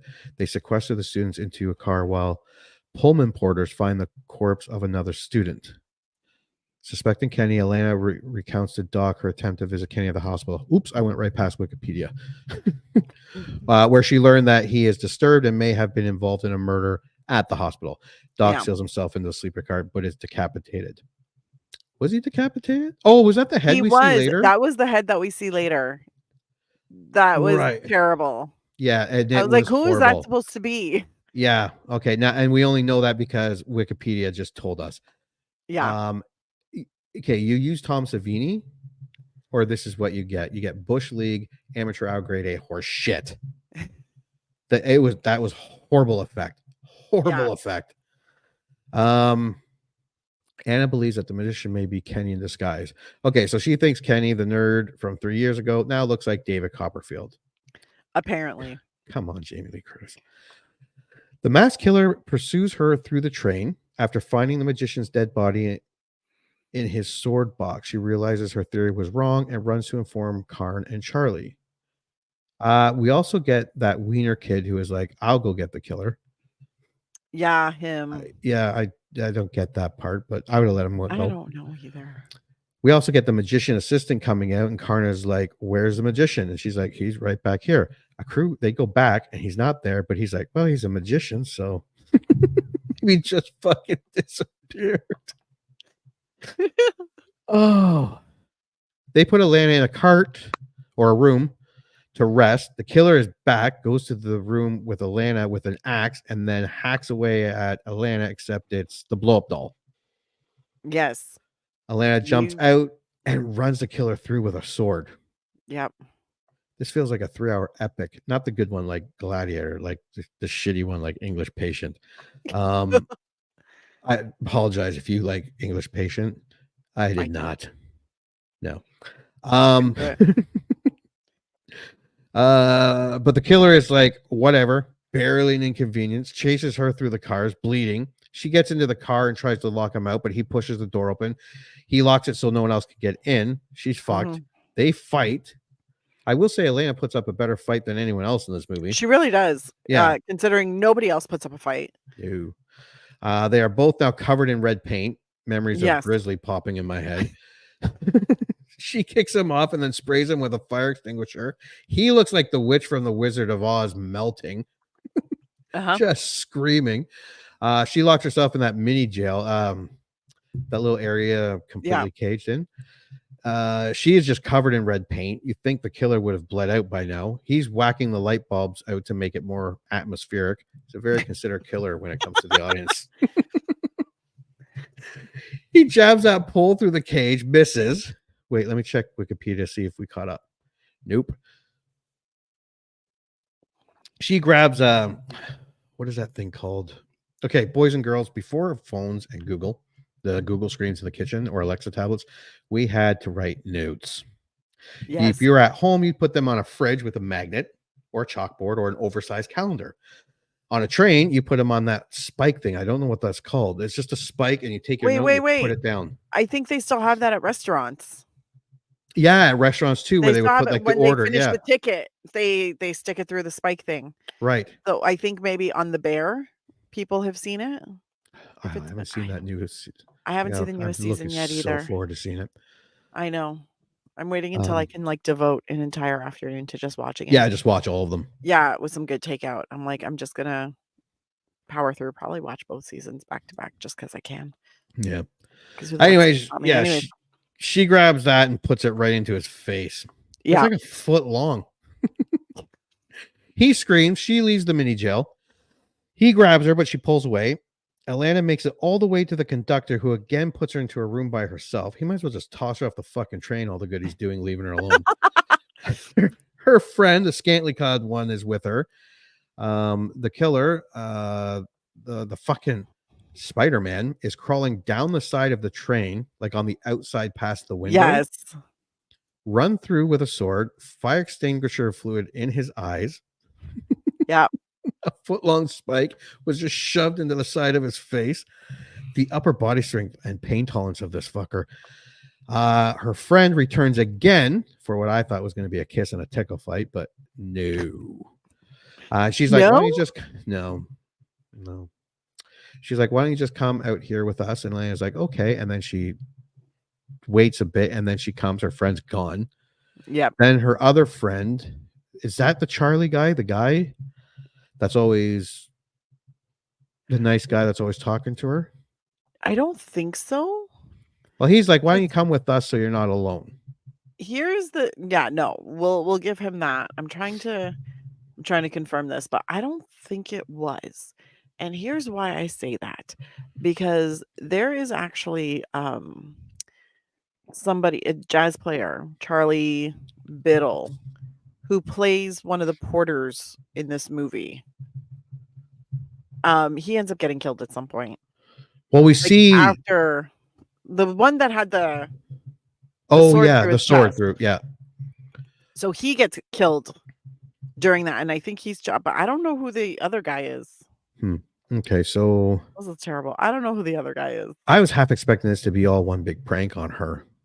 Honestly, it would have made no sense, but neither does this movie really. It feels like a not a nightmare per se, because nightmares are scary. Then she's hanging out, I think, at the caboose, just watching the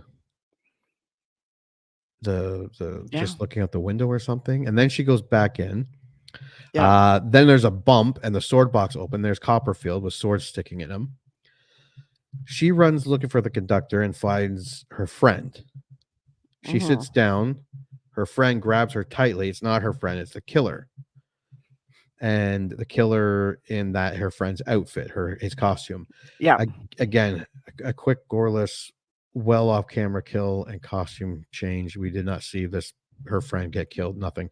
And it happened very quickly, as all of these did.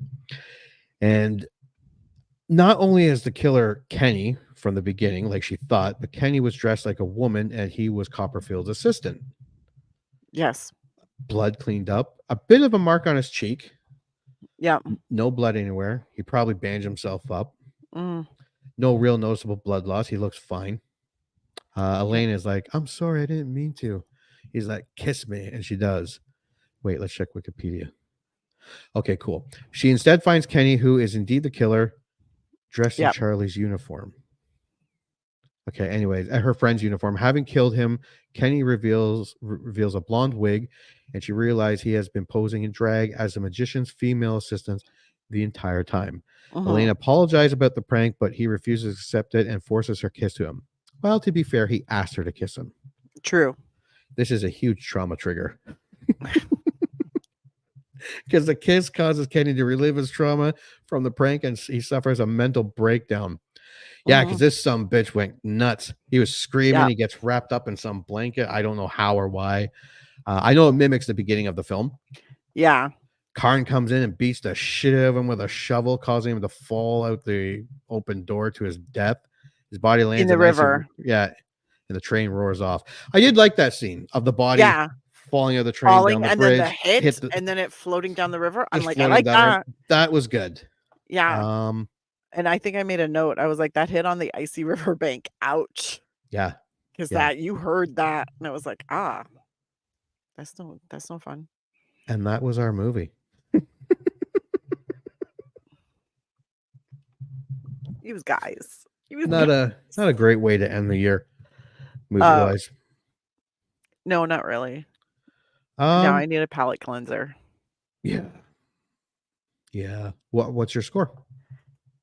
I think this is a stream it, but with prejudice. I like to stream it with prejudice. Like it is not a good movie. It does not stand up well. It's not an exceptionally good slasher movie.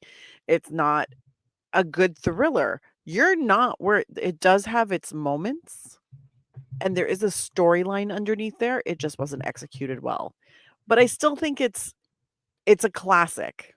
It's a movie that comes up a lot in conversations about horror and about things. So I think it's one of those where you should watch it just to watch it, but don't pay money for it. Don't pay money for this. It's terrible. But I mean, stream it if you get the chance. Yeah, and it's on a couple streaming services, so yeah, you do have the chance. But don't go searching for it, please, guys. Don't think to yourself, I want to watch a movie today, and a good use of my time will be to watch Terror Train. No. However, if you have to do laundry or reorganize your bookshelf, feel free to put Terror Train on in the background. It's not like you're going to miss anything because you can't see any of the murders. No. Okay, my score. Yeah. This was painful. This movie dragged, overflowing with bad acting, horrible dialogue. I'd like to say bad effects, but it was lacking in this department so much. It was a crime. When you say slasher, even late 70s, early 80s, red paint or not, I'd like to see some effects, some creativity. This had absolutely none, and absolutely no creativity in the kill department. A neat premise, sure, like Halloween on a Train which was how it was sold. Horrible execution. Horrible execution. I could see why 20th Century Fox didn't pursue slasher films for a while after this. And it was long, like an hour and 37 minutes, because it felt a lot longer than that. But in the end, this movie was too slow and void of any creative kills to be even a semi-decent slasher, and too dumb and boring to even be a low-grade thriller. I say skip it. This movie sucks. I say I obviously watch it to enrich your horror education. You'll definitely appreciate other movies. Yeah, but if you're not interested in that, then skip it. But I mean, if it's free on a streaming service you already own or you're already using, then sure, why not? Yeah, if you're hardcore into slashers, I mean, it has its place to see. Sure. Yeah, it's definitely something to watch to further, like, round out your I don't want to say information, your knowledge, to round out your knowledge of slashers and horror films for sure. But if you're looking for something entertaining to watch, this is not it. This is not the one. However, I will say, I'm pretty sure I've watched the new one. Oh right, yeah, the new one It came out last year. can't be any worse than this. I mean, I it can. remember liking it. Yeah, So I'm like, maybe they have some gore. am I drunk? We even said in the preview, like, even if it's a by the book, follow the Yeah. numbers slasher, it still would be great. It Or was not good, though. but it It wasn't. No. it went way, just to be punny, way off the rails. Yeah. Way off the rails. But now I want to watch the remake slash I think it's a remake. Yeah, because they made wanna a watch it. sequel to the remake. I think Tubi this made is, a Terror Train 2. They got Terror Train yeah, and but then they I made a think sequel. it's just Terror Train. I think it started as Terror Train 2, but now it's listed as Terror Train, which is so weird. No, I think they're. I could be wrong, and I don't want to give people the wrong. No, I just looked it up, yo. Terror. Oh, did you? Yeah, Terror Train 2022. It follows a college student as she boards a party train for Halloween and ends up fighting for her life when a mysterious assailant begins killing the people one by one. So I guess it's a remake. The remaining no, see, and I have number 2 on Tubi. The remaining survivors are coerced to take a New Year's Eve redemption ride on the very same train where a new evil awaits, and terrified passengers must once again fight to survive the ride. IMDb is lying to us. Because Terror Train.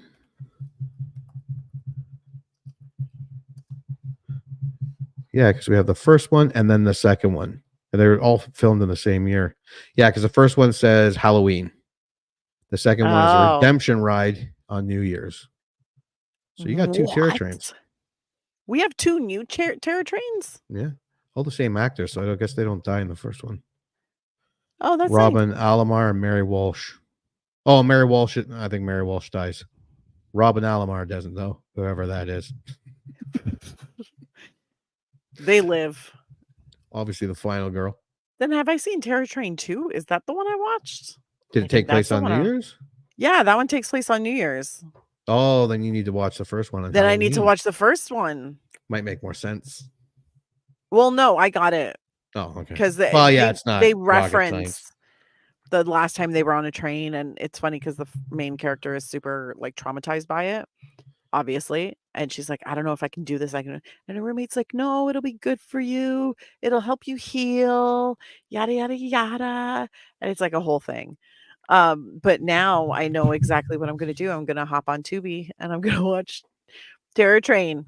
Terror Train number 1. Number 1-ish, 1.5. Yeah. Yeah, I give this one. I give it a go just to see if it's got to be better than. It's got to be at least. Yeah, I don't know. I mean, you can only go up from here. Yeah. You can't get shittier than this movie. No. Unless you're Steel Dawn. Yeah. They should remake it. Yeah, I get pitched it to Tubi. They're gonna be like, we've seen the original. We don't see it being very. We don't want to do that. Oh God. Oh yeah, that's fantastic. All right, so we have a Stream It with Extreme Prejudice and a Skip It. So that's it. Unless you want to add anything else to Terror Train. Not to Terror Train, but I do want to say Happy New Year, everybody, and may 2024 be filled with better movies than this. Yeah, me too. Yeah, I hope we're gonna have to. Oh, yeah, I know the next one, Money Train. I have high hopes, but when we, yeah. No, I'm terrified now. Yeah. Terrified. All right. Well, thanks for watching us live on YouTube, Facebook, or Twitter. And until the next movie, we remember liking.